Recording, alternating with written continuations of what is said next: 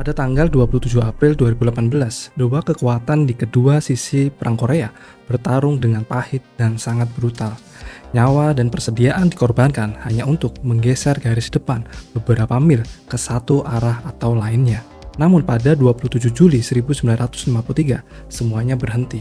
Pukul 10 pagi di Panmunjom, 18 salinan perjanjian gencatan senjata Korea ditandatangani. Dalam 72 jam, kedua belah pihak harus mundur 2 km ke belakang dari garis demarkasi yang disepakati. Mereka berkemas, mereka berjalan menjauh, dan mereka tidak pernah kembali. 70 tahun kemudian, mereka masih berdiri tepat di tempat yang sama.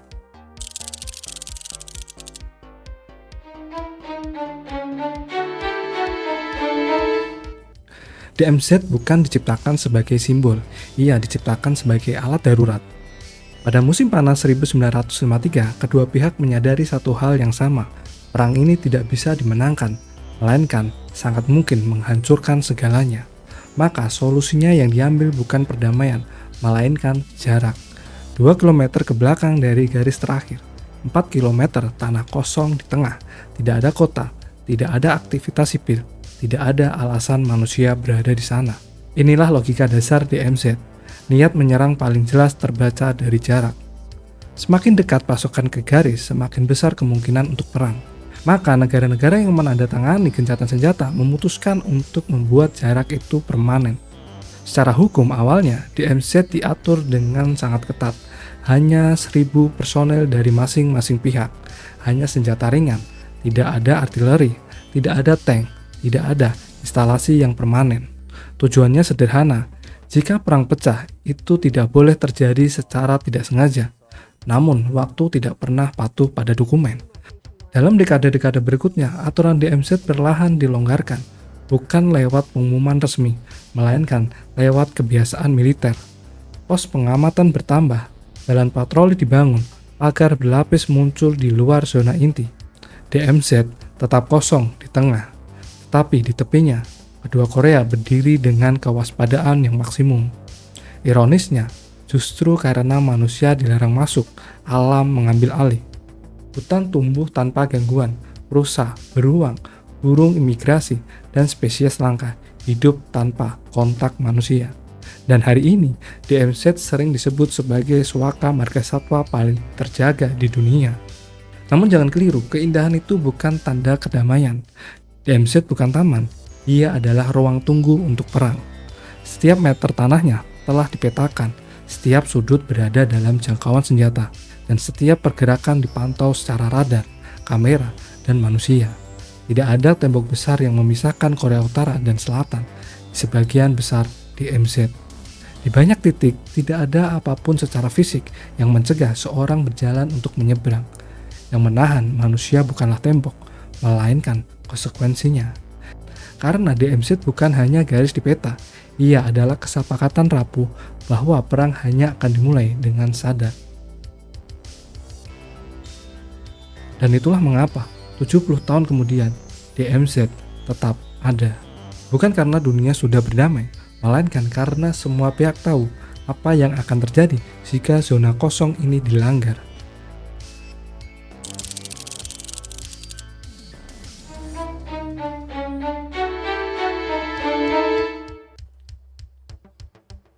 DMZ dirancang untuk tidak dilewati, namun sejarah menunjukkan satu hal yang paling pahit. Jika ada ruang kosong di antara dua musuh, manusia akan selalu mencoba mengisinya dengan niat, dengan kecurigaan, atau dengan kekerasan. Tempat pertama di mana DMZ benar-benar menyempit adalah Joint Security Area, area keamanan bersama. Namun justru disinilah kedua Korea berdiri paling dekat. Di tempat ini, garis demarkasi militer tidak lagi tersembunyi di hutan. Ia melewati lantai ruang konferensi. Satu langkah terlalu jauh dan secara teknis, kamu telah memasuki negara lain. Awalnya, konsep JSA sangat idealis, wilayah netral bersama, tempat pertemuan, ruang komunikasi. Personel dari utara dan selatan boleh bergerak bebas, tanpa garis tegas, tanpa pagar. Namun realitasnya, politik tidak mengenal ruang netral terlalu lama.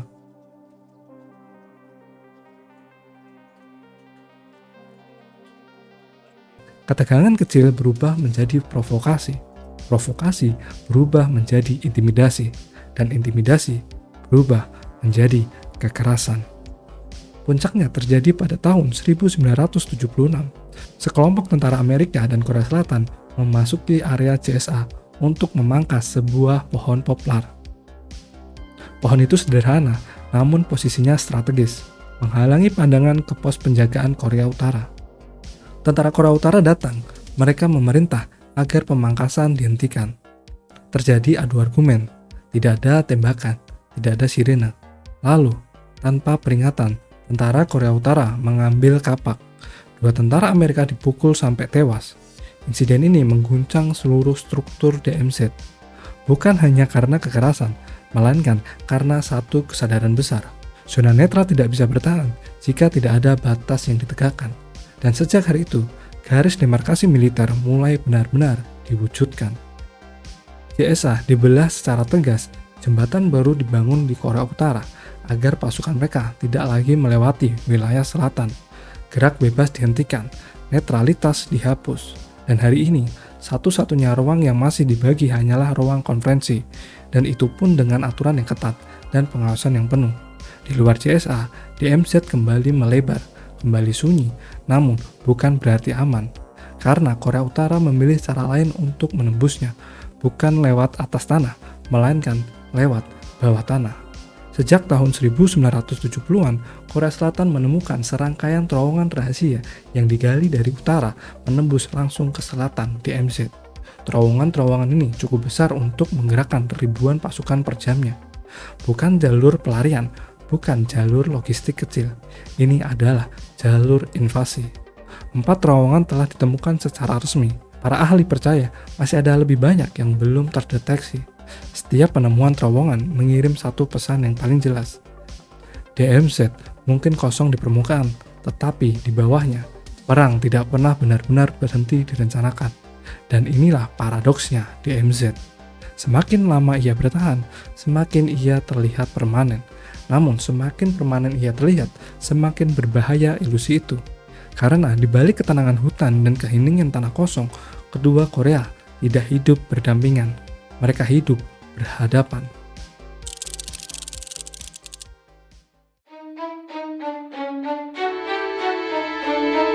Di tengah zona paling berbahaya di dunia, pernah ada sebuah eksperimen yang seolah menentang logika perang dingin.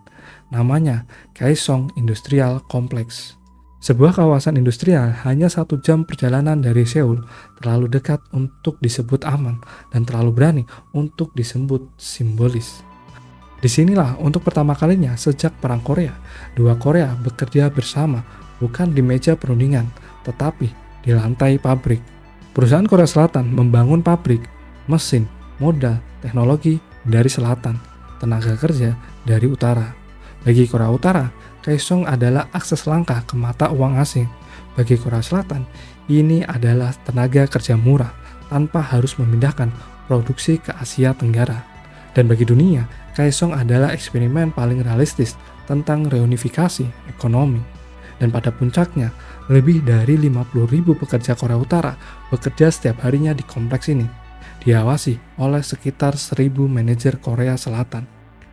Beberapa di antaranya menjadi warga Korea Selatan yang paling sering keluar masuk Korea Utara di era modern. Untuk waktu singkat, kereta barang benar-benar melintasi perbatasan. Produk diproduksi di utara, didistribusikan ke selatan. DMZ untuk sesaat tidak lagi hanya menjadi zona pemisah, melainkan koridor ekonomi.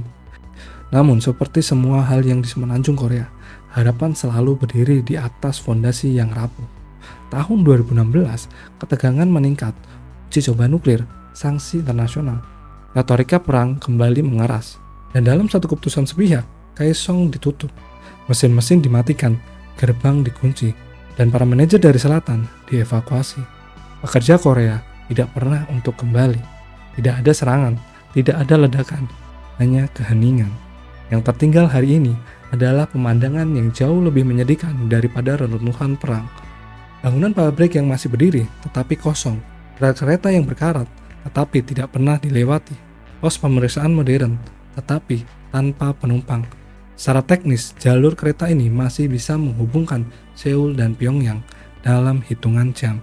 Bahkan Korea Selatan telah menyiapkan stasiun penumpang secara lengkap dengan papan penunjuk arah ke Pyongyang dan fasilitas imigrasi. Stasiun itu bernama Durasan, namun satu fakta pahit tetap berlaku. Tidak ada satupun kereta penumpang yang pernah berangkat ke utara dari sana. Infrastruktur itu bukan rusak, bukan tidak siap. Ia hanya menunggu keputusan politik yang tak pernah datang. Dan disinilah tragedi sejati DMZ modern.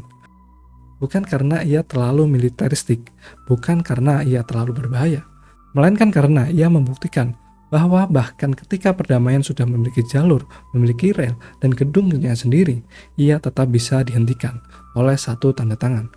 Kaesong menunjukkan satu kebenaran penting. Masalah Korea bukan soal ketidakmampuan untuk bekerja sama.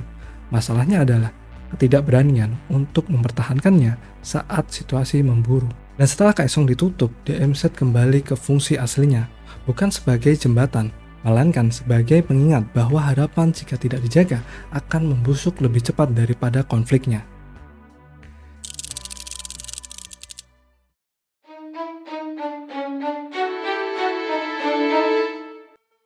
Jika DMZ adalah simbol konflik beku, maka dua desa di dalamnya adalah wajah paling jujur dari perang psikologis Korea. Di satu sisi, sebuah desa yang terlihat hidup, tetapi mungkin tidak pernah benar-benar berpenghuni. Di sisi lain, sebuah desa yang benar-benar dihuni manusia, namun hidup di bawah pengawasan senjata. Di Korea Utara, desa itu bernama Kijongdong. Secara resmi, ia disebut Peace Village. Namun dari selatan, desa ini lebih dikenal sebagai desa propaganda. Bangunan-bangunan Kijongdong terlihat rapi dari kejauhan, cat cerah, jendela besar, jalanan bersih. Namun ketika diamati lebih dekat, melalui teropong militer Korea Selatan, ada kejanggalan yang sulit diabaikan. Banyak bangunan tidak memiliki interior, lampu menyala dan mati, dalam pola yang aneh dan seragam, dan hampir tidak pernah terlihat ada aktivitas manusia yang normal. Satu-satunya penghuni yang secara konsisten terlihat adalah petugas kebersihan dan penjaga. Satu-satunya penghuni yang secara konsisten terlihat adalah petugas kebersihan dan penjaga. Di tengah desa itu berdiri simbol paling mencolok dari perang simbolik Korea. Tiang bendera setinggi 160 meter pernah menjadi yang tertinggi di dunia.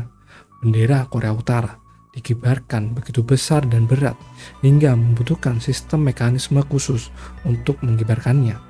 Tiang ini tidak dibangun untuk fungsi yang praktis, ia dibangun untuk dilihat. Pesannya sederhana, kami ada di sini, kami tidak pergi kemana-mana. Tepat di seberang garis demarkasi, berdiri desa yang sangat berbeda. Namanya Daeseongdong. Ini bukan desa propaganda, ini desa nyata. Penduduknya adalah warga sipil Korea Selatan, atau keturunan langsung mereka yang tinggal di wilayah ini sebelum perang Korea pecah. Mereka bertani, mereka membangun keluarga, mereka menjalani hidup normal. Dengan satu perbedaan besar, mereka hidup 300 meter dari Korea Utara. Tidak ada tembok yang tinggi, tidak ada penghalang fisik yang nyata. Yang memisahkan mereka hanyalah garis tak terlihat dan larangan untuk melanggarnya. Setiap warga Daeseongdong hidup dengan aturan yang tidak masuk akal bagi kebanyakan orang modern. Ada jam malam, setelah pukul 7 malam tidak boleh ada yang keluar rumah. Untuk pergi ke ladang, mereka harus dikawal militer. Untuk menerima tamu, izin harus diajukan berminggu-minggu sebelumnya. Bahkan untuk masuk ke desa mereka sendiri, penduduk harus melewati pos pemeriksaan dan verifikasi keamanan.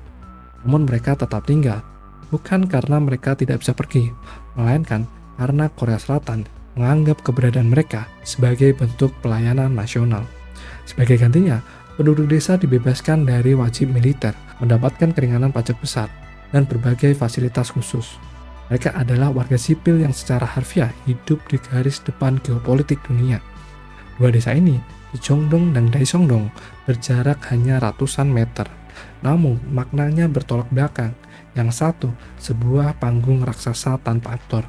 Yang lainnya, rumah nyata dengan manusia nyata, yang hidup dalam ketidakpastian permanen. Dan di antara keduanya, tidak ada tembok, hanya niat untuk tidak menembak. Bagian paling mengerikan dari DMZ bukanlah kawat berduri, bukan ranjau darat, atau tank, melainkan fakta bahwa di tempat ini, kehidupan dan ilusi hidup berdampingan, dipisahkan oleh garis yang bisa dilanggar oleh satu keputusan. Dan selama garis itu tetap ada, kedua desa akan terus berdiri, bukan sebagai simbol perdamaian, melainkan sebagai pengingat bahwa Perang Korea belum pernah benar-benar berakhir.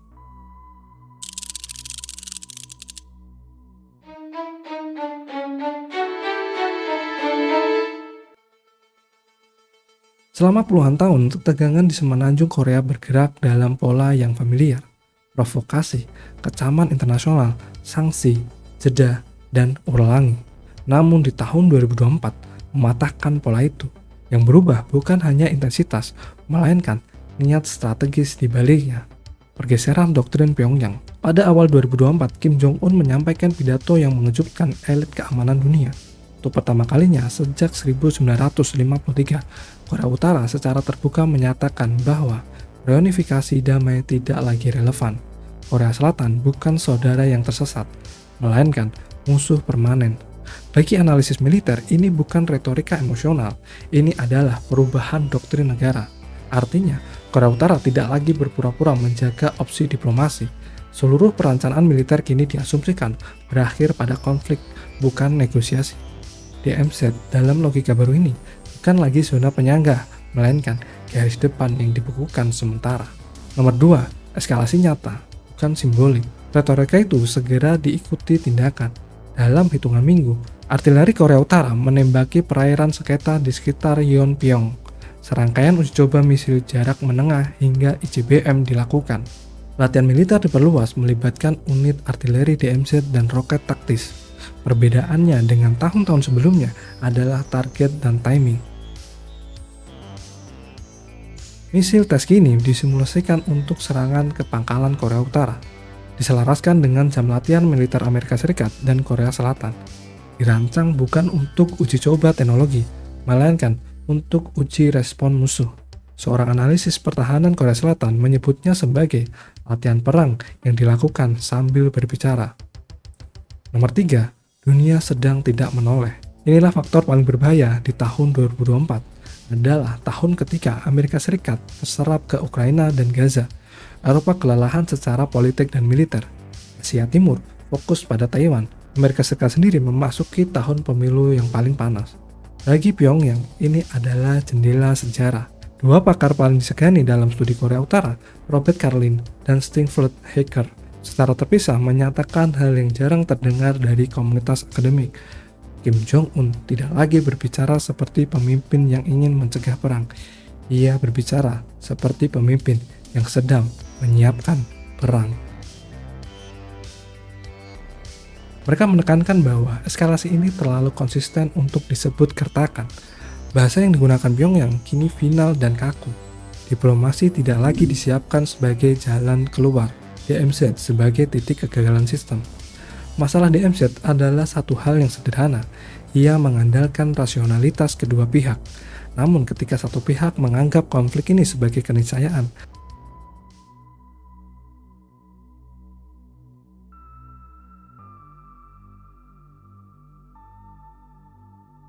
menguji batas setiap minggu menggabungkan nuklir dengan artileri konvensional, maka DMZ berubah dari penahan konflik menjadi tempat paling mungkin konflik dimulai.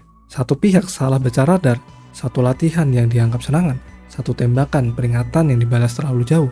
Di wilayah selebar 4 km itu, kesalahan kecil memiliki konsekuensi strategis global. Dan nomor 5, jika pecah, ini bukan perang yang singkat. Jika DMZ runtuh, ini bukan konflik terbatas. Dalam 72 jam pertama, Seoul, kota yang berpenduduk sekitar 25 juta orang, berada dalam jangkauan artileri Korea Utara. ratusan ribu korban sipil mungkin terjadi. Amerika Serikat otomatis terlibat melalui perjanjian pertahanan. China dan Rusia berada di posisi yang tak bisa netral sepenuhnya. Dengan kata lain, DMZ adalah sumbat terakhir botol geopolitik Asia Timur.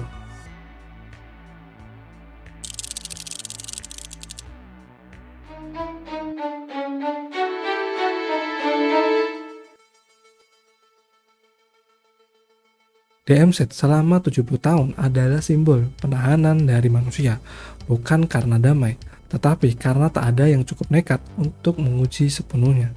Tahun 2024 mengubah itu, bukan karena ledakan besar, melainkan dengan pergeseran niat. Dan dalam sejarah militer, perang jarang dimulai saat semua orang siap. Ia dimulai saat satu pihak percaya bahwa dunia tidak akan bereaksi tepat waktu. Itulah pembahasan gue tentang Korea Selatan dan Korea Utara. Untuk teman-teman jangan lupa untuk subscribe dan nyalakan tombol notifikasinya. See you.